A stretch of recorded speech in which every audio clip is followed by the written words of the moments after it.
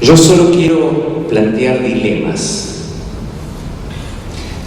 Martin Buber, el profesor Martin Buber, cuenta una anécdota de la época en la que era consejero universitario, que no se sabe si es verídica, sobre un joven estudiante que fue a hablarle y contarle su drama personal. Ocupado en otras cosas, el doctor Buber no le concedió importancia a la conversación con el joven. Al otro día, lee en el diario universitario que este alumno se había suicidado. Eso produjo en él un cimbronazo tal que lo llevó a seguir elaborando su teoría de lo que se llamó la filosofía dialógica, filosofía en diálogo. La filosofía dialógica parte de la idea que existen dos términos relacionales: yo-tú, eu-tú y yo-ello. Cuando hablamos de yo, de eu, nunca estamos hablando del yo en su dimensión individual, porque no existe la dimensión individual del yo, según Buber. Siempre cuando hacemos referencia al yo, hacemos referencia al tú o al ello. Entonces, él parte de la idea que el yo del yo-tú es diferente al yo del yo-ello. Cuando hablamos de yo-ello, hablamos del vínculo que la persona establece con un tercero o con un objeto, tratando a la persona como si fuese un objeto. En cambio, el vínculo yo-tú está establecido en función de que puedo tratar a las personas o a los objetos como si fuesen seres vivientes. Esto quiere decir que el vínculo con terceros a veces se puede establecer de manera más fluida y el vínculo con las personas íntimas se puede constituir de una manera mucho más alejada. Termina diciendo Martin Buber que diálogo es la profundidad de compartir la vivencia que deriva en convivencia. Aunque esta historia de Buber y la filosofía de Buber es conocida, ¿qué decimos cuando decimos diálogo? ¿Qué decimos cuando decimos diálogo? Cuando hablamos de diálogo en cualquier sentido, estamos hablando de la posibilidad de establecer un vínculo yo-tú, o como dijo en una oportunidad el rabino Soloveitchik, que cuando lo invitaron a participar del diálogo judeo-cristiano, preguntó si estaban dispuestos a que él los convenza. Si no, no hay diálogo, dijo Soloveitchik. ¿Es el diálogo indispensable, el diálogo dialógico, que es el opuesto al platónico, que tiene como búsqueda convencer al otro? Se me ocurre que mientras el diálogo platónico viene con vencimiento, convencer, el diálogo dialógico es el que viene sin vencimiento, o sea, sin la intención de vencer al otro, es decir, sin salir diferente a como ingresaste. Si uno no está dispuesto a tener la experiencia del diálogo, exactamente de qué se trata entonces el diálogo, porque tal vez el diálogo no es otra cosa que experiencia. El diálogo con vencimiento es aquel donde uno cree tener la verdad y la razón y lo único que intenta es imponerla. Ese es un modelo de diálogo. El otro, el diálogo sin vencimiento, es aquel en el que sin reduccionismos económicos, políticos, culturales, religiosos, se necesita de escucha, de comprensión y de transformación. El problema es que el de sin vencimiento, al que todos supuestamente adscribimos, viene acompañado de una dosis importante de omnipotencia. ¿Por qué? Porque yo comprendo al otro. Y esa omnipotencia suele ser peligrosa. 2. Solo existe diálogo entre los hombres, entre los seres humanos. No existe diálogo entre organizaciones, entre instituciones, entre países, entre religiones, ni existe diálogo entre continentes. Bajo este esquema conceptual, deberíamos revisar si existe diálogo Oriente-Occidente, porque Oriente y Occidente son abstracciones conceptuales. Lo que parece una verdad de perogrullo, algo simple, no lo es, porque el diálogo entre países, organizaciones, culturas, no es otra cosa que confianza entre los hombres. Entonces, ¿qué actitud dialógica entre los hombres será posible para que exista diálogo entre organizaciones? Si fuera diálogo institucional, la paz mundial estaría ya resuelta por las Naciones Unidas.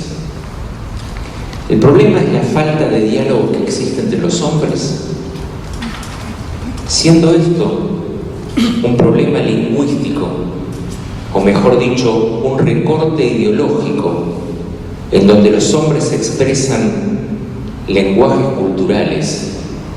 ¿Es posible construir diálogo?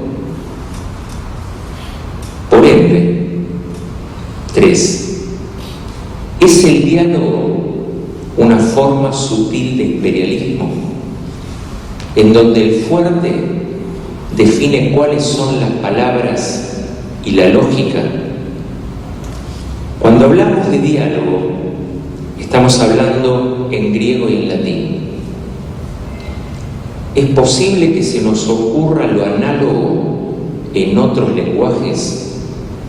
¿Existen paralelos? No lo sé. Y ahí está la dificultad. 4. Esto tiene que ver con este cuarto punto. No hay diálogo si no hay lenguaje común, lo cual significa lenguaje de valores. Es todo un problema lingüístico en términos de Chomsky. Cuando decimos lengua, decimos lenguaje de valores. Y en este punto habría que volver al viejo manual de introducción a la lógica de Irving Copy, un libro muy famoso, que insiste que para que pueda uno entender el lenguaje del otro, debemos atenernos al uso común de las palabras, o sea, un prelenguaje, aquello que supongo. Me parece que volver a ese uso común del lenguaje de palabras en función del lenguaje de valores es una ayuda para comprender Oriente y Occidente, para comprender uno y el otro, para comprender tal vez ese sentido dialógico del yo-tú. Merece un capítulo importante el diálogo religioso. Ya que hablamos un poco de diálogo, vamos a hablar del religioso. ¿De qué religioso hablamos? ¿Es religar lo religioso? Y si es religar ¿con quién? ¿Con Dios o con los hombres? Invariablemente debemos referenciarnos en la teología. Una definición muy grosera de teología es especular cómo piensa Dios. Teología es especular cómo piensa Dios, si es que Dios piensa. En la tradición judía, lo homologable a teología es midrash, la palabra midrash. Hablar de teología en la tradición judía es tomar como base un modelo paradigmático de la Biblia o del Talmud, o sea, de lo revelado, lo que nos representa en nuestro relato, y ante las opciones históricas tomar una posición ideológica. Ante las opciones históricas tomar una posición ideológica.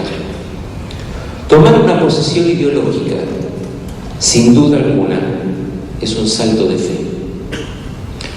Aunque tomar una posición ideológica siempre genera dudas, y por eso tal vez es un salto de fe, porque genera dudas. Hacer teología implica comprender qué significado le doy a mi fe y qué respuesta tiene mi tradición en el contexto en el que a cada generación le toca vivir. No todo contexto puede ser entendido por mi fe, pero toda fe que se declare como categoría esperanzadora, porque tener fe es tener esperanza, debe ser una lente para interpretar el contexto. Pensar en clave de Midrash es no pensar en un banquete pasatista, sino pensar en una invitación transformadora. Y es ahí donde toca la fe. La fe es una invitación transformadora, que significa que la creencia no nos transporta a una historia distinta, sino que opera como una dinámica motivacional para congregarnos. El escritor israelí Yoram Kaniuk, un hombre que recién ahora la crítica y la academia reconoce como uno de los grandes escritores israelíes, con vehemencia describe en un interesante artículo que se puede ser o demócrata o religioso, o demócrata o religioso. Es una frase penetrante en el contexto de una región donde los integrismos se expanden cada vez más, pero relativa cuando el modo disyuntivo de la tradición nos interpela a otros a la búsqueda y a la confirmación de que se puede ser demócrata y religioso. Y no en nombre de la tradición, sino de la argumentación y la lógica, contenida en la interpretación más genuina y exquisita. Exquisita no es extraña en español, ¿sí? Más fina, más preciosa, de las fuentes bíblicas y talmúdicas, que en forma dialéctica intima intelectualmente a oponernos a cualquier integrismo que socave la libertad de reflexionar y actuar, y que a su vez reinstala en la superficie el eco de las voces silenciadas de la historia, como decía Walter Benjamin. Tal vez ser religioso es ser demócrata, aunque pensándolo mejor, ratificar taxativamente los problemas ontológicos del ser me resulta absolutamente autoritario. De cómo tienen que ser las cosas, conceptualmente me sofoca. Por eso prefiero el Let It Be, el déjalo ser, de los Beatles, al deber ser de Manuel Kant. También esta división categórica entre religiosos y seculares me incomoda bastante, ya que el apelativo de religioso me resulta deprimente y sospechoso. Por eso, ¿quién es religioso y quién no lo es? Y a veces se canoniza tanta argumentación científica con el autoritario criterio de autoridad y con sanciones y excomuniones parecidas a las que vergonzosa y lamentablemente se realizan en el campo de las religiones. Y al revés, puedo presentar otras luchas. Por ejemplo, la que hemos dado en Argentina hace casi 2 años atrás, cuando en el marco del establecimiento de la ley del matrimonio igualitario, el casamiento gay, los llamados religiosos de varios credos que apoyábamos la ley con firme convicción y alejados de cualquier oportunismo, fuimos minoría en nuestros marcos comunitarios y por lo tanto castigados o en el mejor de los casos ignorados por nuestras propias estructuras. Si bien otros lo padecieron de manera muy fuerte, como la suspensión, en lo personal me resultó desafiante y a la vez divertido. Un rabino declaró ante la prensa argentina que porque yo apoyaba la ley de matrimonio gay, me deberían llevar preso. Al final, es extraordinario advertir de manera empírica que cuando las mismas estructuras religiosas se organizan parapetándose y no adelantándose a los escenarios reales, los cambios culturales terminan pasándolos por encima. Matrimonio igualitario entre homosexuales es un tema que la institución religiosa determina y algunos religiosos decimos otra cosa. Y en el tema aborto, las religiones decimos cosas distintas. Entonces, ¿existe posibilidad de diálogo cuando la ley es impuesta por mayorías? Por lo tanto, el diálogo sigue siendo imperialista.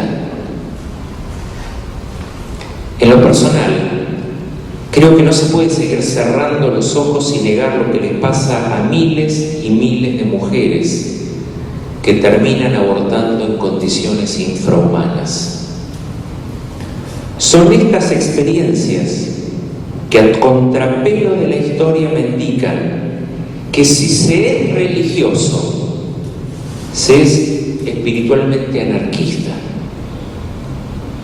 Soy rabino y justamente por eso no soy un defensor de la religión en su sentido institucional. Me simpatizan aquellos que los religiosos definen como herejes. Es más, desde otro lugar y reflexionando al revés, me atrevo a afirmar que en realidad los herejes son los que se denominan conservadores de la ley en todas las creencias habidas y por haber, porque atribuyéndose el patrimonio de la verdad, enfrascaron los textos clásicos en una visión tan tediosa y sofocante, tan sesgada, que llegaron a disecar lo bello, lo poético, lo revolucionario que atesoran las escrituras. Tan antipáticos y peligrosos son que fueron capaces de argumentar acerca de la inferioridad de la mujer, la más misteriosa y por lo tanto la mejor creación de Dios, según la mística judía. En una pequeña ciudad de las afueras de Jerusalén, quisieron obligar a una joven a sentarse atrás en un ómnibus. Esto lo leyeron en los diarios. ¿Para qué? Porque los supuestos religiosos decían, y no lo decían de esta forma, que tenían miedo que los contaminara. Lo que no advirtieron es que mandándola atrás demostraron el atraso que existe en sus almas, si es que el alma existe en algún lugar del corazón o la psiquis. Y si bien actitudes más cruentas ocurren en muchos países, se espera que los que se autodenominan observantes de las normas religiosas se comporten de otro modo.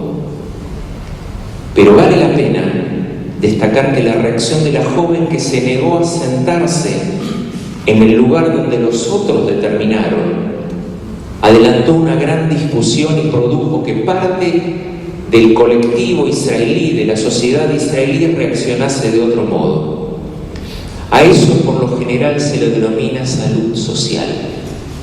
Entonces, ¿la salud social es más saludable que la religión? Las mujeres y los gays son para estos llamados religiosos un gran problema. Las unas son diferentes e inferiores y los otros son homogéneamente enfermos. Contrariamente a lo que sostienen estos conservadores de la lectura y obviamente del poder omnímodo, reprimir y censurar la natural y encantadora connotación sexual y erótica que contienen muchísimos pasajes de la Biblia no es otra cosa que parte de una estrategia que demuestra una incapacidad de abstracción y, aunque crean lo contrario, transforman la teología supuestamente no pagana en un culto pagano. Si uno relee el Talmud, el Midrash, los exégetas medievales, los escritos místicos, descubren que los antiguos eran mucho más liberales que la mayoría de los mentores y profesores de los seminarios actuales, que por lo general sufren de una involución reflexiva y de un temor a los fantasmas dogmáticos que supuestamente los persiguen. Y permítanme ir un poco más allá. El rabino Rabbi Shapiro, a quien conocí en una oportunidad, dice lo siguiente: todos los sistemas de creencias reflejan los prejuicios humanos. Todos los sistemas de creencias reflejan los prejuicios humanos. Lo que dice Shapiro no es nuevo. Lo dicen desde los antropólogos hasta los psicoanalistas. Pero en lo personal, escuchándolo en boca de un rabino, me resulta encantador, me conmueve, me escandaliza, me contiene y permite afirmarme en mi religiosidad. Por lo tanto, me hace sentir muy cómodo. En la incomodidad me acomoda. De lo contrario, si la sistematización fuese de origen divino, Dios hubiese sido simplemente un analista de sistemas o un tedioso contador. Desde allí, en este diálogo, Dios es la metáfora más sublime y abstracta, tan abstracta que solo puede comprendérsela en la comparación con la realidad más cruda. Como hubiese dicho Maimónides, solo la negación de lo que el hombre atribuye a la usanza de los atributos humanos llega a aproximarse a Dios. Está mal definir que Dios es, porque Dios no es. Todo ser es desde la concepción humana. Por lo tanto, desde ese lugar, el sexo es absolutamente humano, pero se me ocurre que el goce del sexo puede llegar a ser reflejo de esta metáfora divina. Siempre que no exista violencia o manipulación física o psíquica, todos los modos de expresión de la sexualidad son sagrados, como parte arrolladora de esa metáfora. Obviamente que la lectura que me atrevo a realizar es absolutamente ideológica, tan ideológica como la más conservadora. En mi caso, la tradición judía a la que pertenezco sin apropiarme exclusivamente de ella me permite articular mis creencias, que seguramente y por suerte no son la misma que la de todos los judíos. Porque si todos pensasen, creyesen como yo, no existiría la tensión y la polémica que de manera intrínseca produce la creación intelectual, artística y tecnológica. Y siguiendo la reflexión anterior, ya muchos pensadores judíos, acompañándose en algunos casos de la crítica bíblica, sostienen de un modo muy agudo que no hay revelación divina en el texto. Así como Dios no es varón ni mujer, ni homosexual, ni transexual, ni contador, ni analista, tampoco es ensayista, poeta o novelista.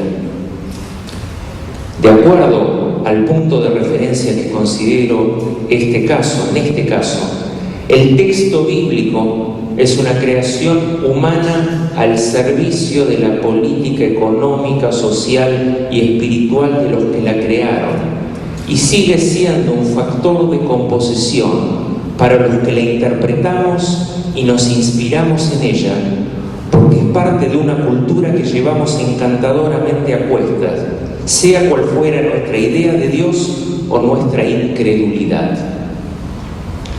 Los religiosos de mi diálogo necesitamos de más herejías teológicas, de más interpretaciones liberadoras, ya que son parte de las batallas ideológicas que debemos dar en estos nuestros tiempos y que corren en la misma línea de tradición, de convicción, de talento, como fueron las de Abraham el patriarca, de Moisés el líder, de David el salmista, de Salomón el estadista, de Isaías el profeta. Menos mal que cada uno de ellos existió.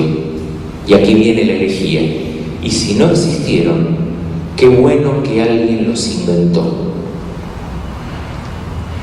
Tercero, si diálogo es hablar de valores, hay valores que son homologables, hay valores que son incomparables y hay valores que son incompatibles. Si no comprendemos esta gama de función del lenguaje y el valor, no estamos comprendiendo exactamente lo que significa el concepto de valor. Diálogo significa trabajar sobre el uso común. ¿Estamos hablando de lo mismo cuando hablamos de lo mismo? Siempre me acuerdo que mi padre sufría de acidez. Y una vez le pregunté, ¿qué es la acidez? Él me dijo, es algo que te viene de acá adentro. Yo hasta ahora no estoy seguro de que cuando tengo yo acidez, estoy hablando de la misma acidez de mi padre. Traducir la compatibilidad de sensaciones en palabras es uno de los elementos que puede ayudar para comprender el sentido del valor. Doy otro ejemplo que tiene que ver con este punto. Hay un escritor satírico israelí llamado Efraim Kishon que había inventado un personaje proveniente del Yemen que arribaba a Israel. Israel es un mundo de culturas diversas y esta cuestión de tratar de juntar, de homologar culturas resulta una tarea bastante difícil. Cuenta Kishon que se produce un encuentro entre el personaje yemenita y un miembro de un kibutz, de una aldea colectiva. Este último, el miembro del kibutz, provenía de Alemania, con todo ese desarrollo de los valores socialistas de la preguerra y de la supuesta cultura superior. Cultura superior lo digo con ironía, ¿no? Por otro lado, a los yemenistas, cuando los trasladaban a Israel en los años 50, los llevaban a vivir a casas en condiciones muy precarias, casas bastante miserables. Entonces, en el diálogo, el alemán le dice, estamos viviendo en el siglo XX, y el yemenita responde, no, estamos viviendo en la favela. Entonces al alemán le contesta, el siglo XX no es un lugar para vivir. Y el yemenita le responde, y la favela tampoco. Más allá de la ironía, en el diálogo hay que comprender las categorías de espacio y de tiempo como categorías diferenciadas. No para todos es lo mismo el concepto de espacio y el concepto de tiempo. El tiempo puede no ser lo mismo cuando hablamos de sacralidad de tiempo y de profanidad de tiempo. Hay tiempos sagrados y hay tiempos profanos. Hay lugares sagrados y lugares profanos. Respetar el diálogo significa comprender los tiempos y espacios del otro, dentro de los tiempos y espacios de uno mismo.